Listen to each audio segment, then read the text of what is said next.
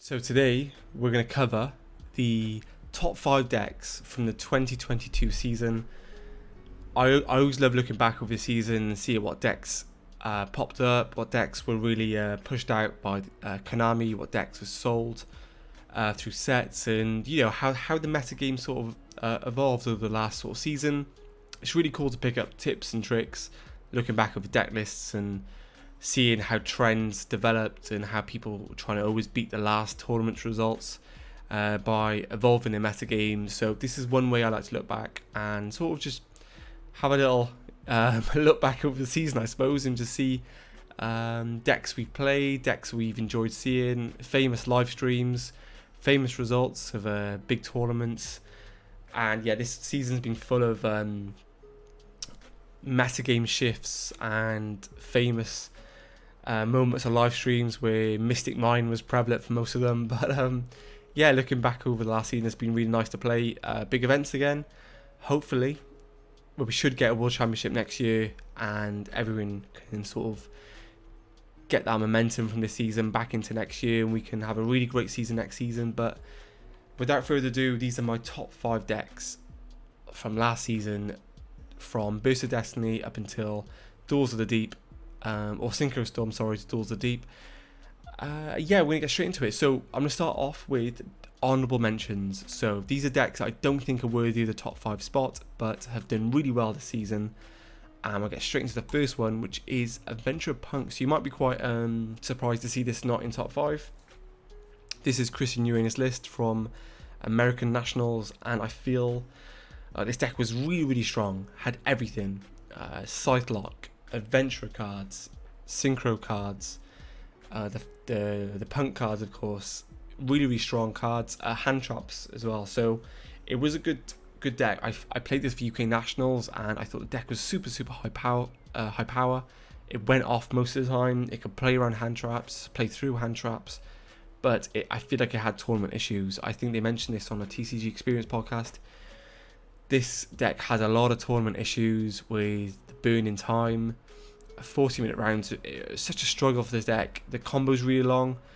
Again, burning yourself in time, putting pressure on yourself. It's not great to play in a tournament setting, but without a doubt, I think it's one of the best decks this season. But I don't think it's in that spot because of results. It had a lot of tops. Again, it didn't get the most time to prove itself, but I do think it's worthy of noting here. Next is Phantom Knights. So Phantom Knights was one of the best decks to come into the season via data from the OCG.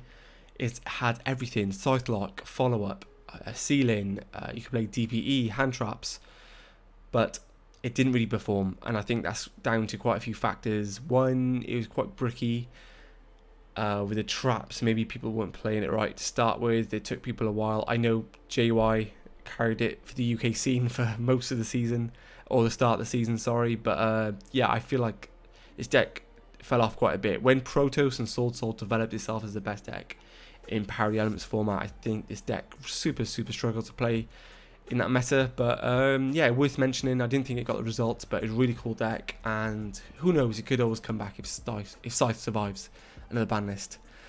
Next is Flundries. Again, another represented deck across the whole season. Results wise, it didn't win anything big. It had a couple of really big finishes, top 4s, top 8s.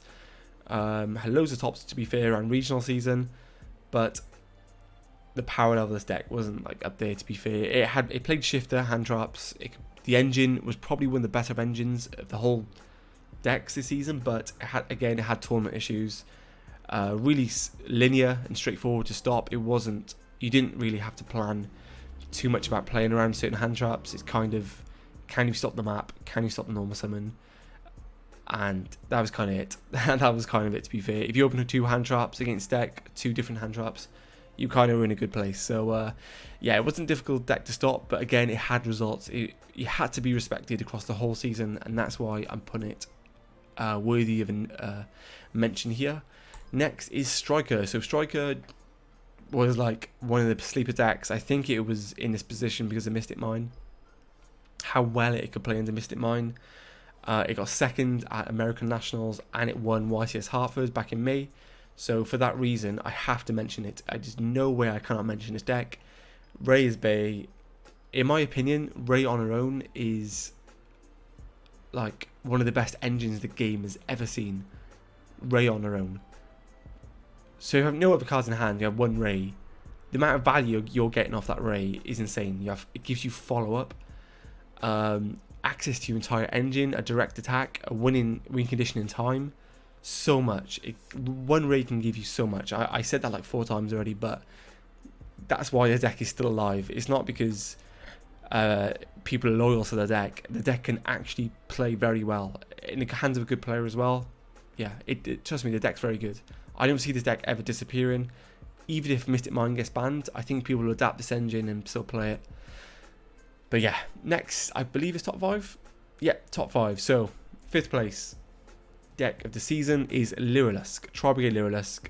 And this came out in Synchro Storm, was played right up until the banning of Samorg, the Link 3.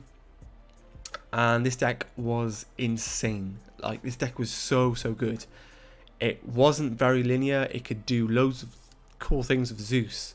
It could link climb. It can play two very strong engines, being Tri-Brigade and the Lyrilusk stuff. It could play around Droll. It could play around Lancia, but not both together. But it could play around one or the other. Nib. It can play around Nib. It can do loads of crazy stuff. Like, this deck was just crazy. The end board was unfair. And I think this deck was the best deck in terms of ceiling, but I thought the Sword Soul deck had the best utility across the whole metagame. But Lyrilusk, I had to give it a shout out here as my number 5th deck. It got really good placing. I don't think it won a tournament, but it done really well for the period that we had it at full power. So for that reason alone, I'm going to put it as my number 5 place. Number 4, Dragon Link, a deck that just won't go away. It just won't go away ever.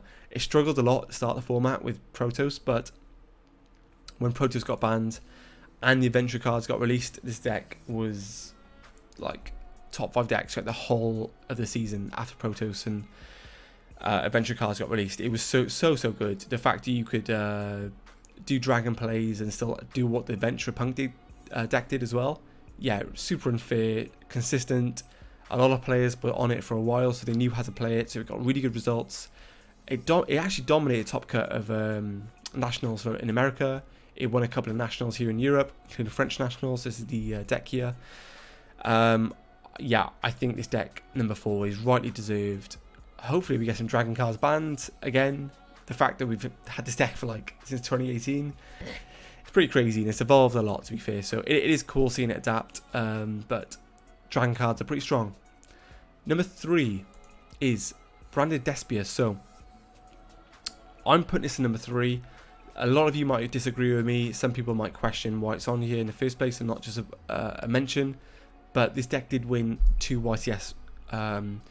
YCS's Botiga and one in Mexico, one in both in South America.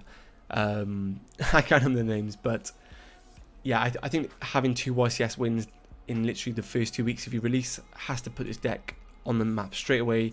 It was super represented. It won a lot of nationals. It was a deck in the metagame for sure. Even after YCS Mexico and I can't remember the other one. Colombia, I can't remember, but yeah, it was super represented. I think the target on its back dragged this deck down a lot because it had such linear choke points in the deck. We stopped them playing completely, like a DD Crow on the red or a Cobalt on the red, Bell red, Brandon red, sorry, was just detrimental to strategy. Really killed them. Hand traps really killed them. Although we could play through a lot of hand traps. Dimensional Barrier was insane. Anti-Spell was insane. There were so many cards that beat this deck. But you have to respect the fact that it was super consistent on release, winning 2 YCSs, and then going on to be super dominant in the national season, even with the target on its back. So, for that reason, Despia is my number 3 deck. Next is Sword Soul Tangy. So, I was so close to putting this deck to number 1. This is the deck that Hansel won the American Nationals with, playing Mystic Mine and Rivalry. There was so many decks throughout the whole season. There was Sword Soul decks as it developed. there was one deck that won the EU Remote Duel tournament with Protoss and Imperial Order, but I thought this deck was the most recent, so I had to mention it. You know, it has to be up there. It was so consistent across the whole season. It was the go-to mid-range deck. It had really good matchups. I think the only format I struggled was Battle of Chaos format, only because Prankids was so dominant, and Prankids absolutely destroyed this matchup on its own. Battle Butler 1 or 2 times, or Battle Butler once in a hand trap, shut off this deck completely. It could not play around that at all. The Adventure cards were too much for this deck at the time, and this deck couldn't really adapt or find a good place in the meta. However, saying that, it still had results, so it has to be number 2 in my opinion. It won multiple YCSs, super dominant across nationals, super dominant across the whole season. I'm going to put this in number 2. Next is my best deck of the whole season, and that in my opinion is Prankids. This is the deck that won YCS Charlotte by Elijah Green. I think this deck was... I couldn't beat this deck. I was playing Sword and I could not win any matchups with this deck. So eventually, if you can't beat him, join him. And I got a regional top with both decks, to be fair. But Prankids was so easy. I picked up the deck like 2 weeks before, played the regional, scrubbed out, played the next regional. I got top 8. So yeah, deck carried. It was just so good, so strong. Played hand traps, adventure cards. The Prankid deck engine was just broken. Like Butler, like follow up, resolving Pandemonium into a Butler twice was just broken. This deck was pretty good, super consistent. You could play 60 cards, 40 cards. I prefer 60 cards because of the bricks, but yeah, really cool deck, and I'm not missing it really, because it was pretty awful in time where you go 1500 life points difference and you win. That happened a lot, and that's a part of the game where you have to respect time as a thing. The fact this deck could win in time naturally in engine was just took it over the edge in my opinion, and the deserving best deck of the season. So let me know what you guys think. Do you agree with my listing? Do you disagree? Any thoughts? Let me know in the comments. Check out my socials, and thank you so much for watching, guys. Catch you in the next one.